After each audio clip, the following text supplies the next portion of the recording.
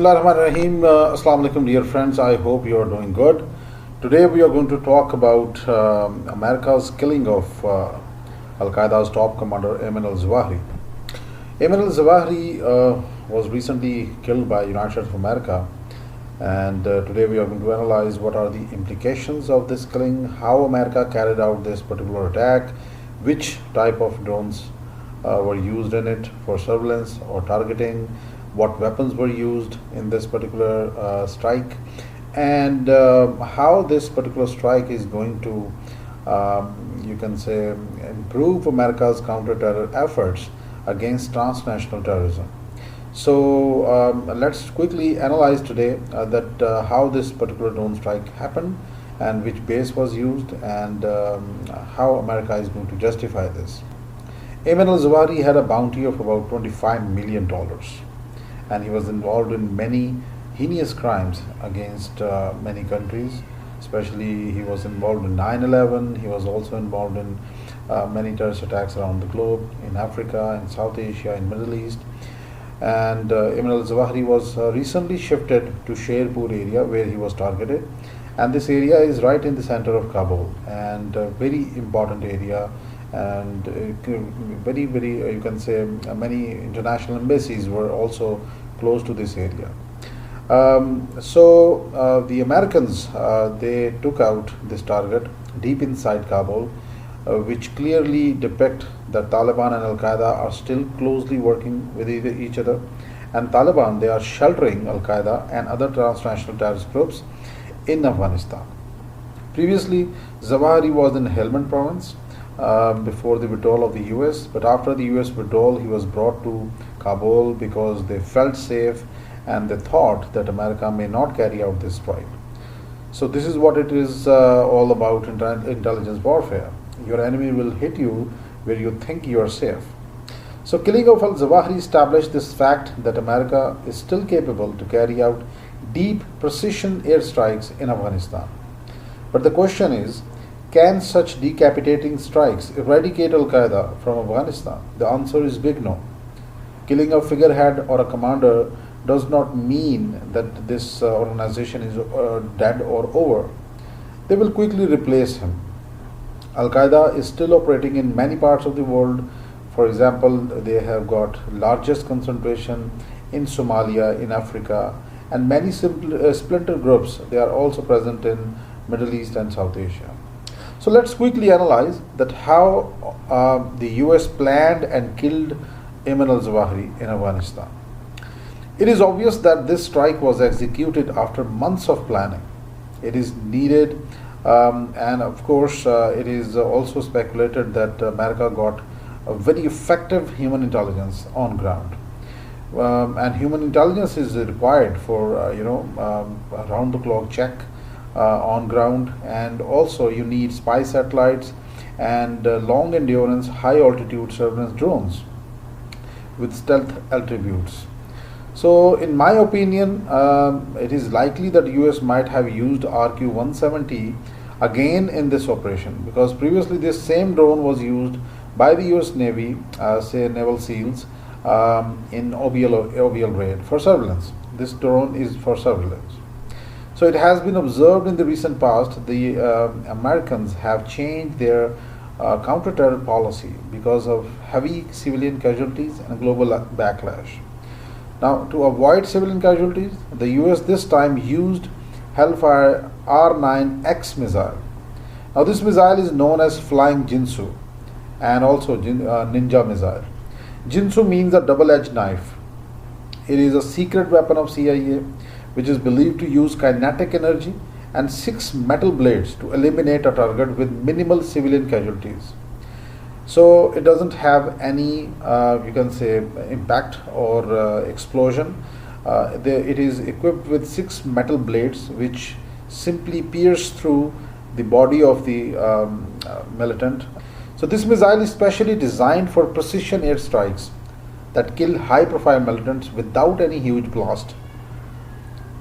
2 R9X missiles were fired on al-Zawahiri, which simply stabbed him with 6 rotating blades, almost 12 rotating blades, 6 each, and killed him instantly and tore apart his body. without killing or impacting the family. The R9X missile can be fired up to 12 kilometers, and it uses a combination of laser and mmw millimeter wave technology, which means operative can select their target using a laser beam and then retreat without having to keep it focused on the target. It identifies the target and finds its own way there. In short, it is highly accurate with greater precision and lethality. CIA have also used this missile against many high-profile militant groups. For example, in 2017, CIA killed Al-Qaeda's deputy commander Abu Khair al-Masri in Syria. Same missile was used in January 2019 that killed Jamal al-Badawi in Yemen. R9X have now been reportedly used by the US in Afghanistan, Libya, Iraq, Yemen, and Somalia against Al-Qaeda militants or other high-profile militants of ISKP or IS Africa or IS Iraq or Syria. So, which drone and base was used for this operation? Now, let's quickly analyze this. So, MQ-9 Reaper drone is the weapon of choice for CIA. The US used Predator and MQ-9 Reapers previously for many drone strikes in Pakistan, Afghanistan, Somalia, Libya, and Yemen. Same UAV was also used in the killing of Iranian General Qasem Soleimani in 2020. The MQ-9 Reaper is potent UAV and has the ability to fly as long as 14 hours, and its range is about 1850 kilometers. It carries laser-guided bombs and air-to-ground Hellfire missiles. It can also fly at an altitude of about 50,000 feet, which is beyond Taliban's air defense capabilities. So, the MQ-9 Reaper is not the only UAV with America, which is equipped with Hellfire missiles. Most recently, General Atomics unveiled its Mojave UAV, a short takeoff and landing platform that could also be equipped with up to 16 Hellfire missiles. It is a possibility that US might have used this UAV in this operation because of its long range, which is about 4,630 kilometers, endurance, and highly sophisticated attributes. Let's analyze it in a more technical way with the help of Google Maps. According to Washington Post, CIA used a base from Arabian Peninsula country, although the US got many bases in Middle East, but a secret base in Saudi Arabia, Al-Mel Border Guards Airport, is used for drone strikes in Yemen and Syria. It is a possibility that America used this base for launching of MQ-9 Reaper or Mojave UAV for this operation and allegedly crossed Pakistan's airspace as well. If we look at the maximum distance from Saudi base to Kabul, it is about 2,500 kilometers, which means the US UAV must have range of about 5,000 kilometers max to return to the base. But if this UAV is launched from Persian Gulf, where the US have deployed her aircraft carrier to mitigate threats from Iran, the US aircraft carrier USS Nimitz which is in the Persian Gulf since 2021, then the distance could be 1,600 and about 89 kilometers, and two-way distance could easily be covered with Mojave UAV. Because MQ-9 Reaper may not cover this distance because it is one way 1800 kilometers. So, but if the US used MQ-9 Reaper with a range of about 1800 kilometers, then it could have used three options. First, take off from Persian Gulf, launch attack on Kabul, return to any Pakistani air base nearby, get refueled, and fly back to Saudi Arabia. Second option is mid-air refueling. It has been now established that MQ-9 Reaper can refuel from an MV-22 Osprey with marine medium tilt rotor Squadron 764. So second option is mid-air refueling. MQ-9 Reaper has the ability for refueling mid-air by an MV-22 Osprey aircraft. All these speculations cannot be ignored.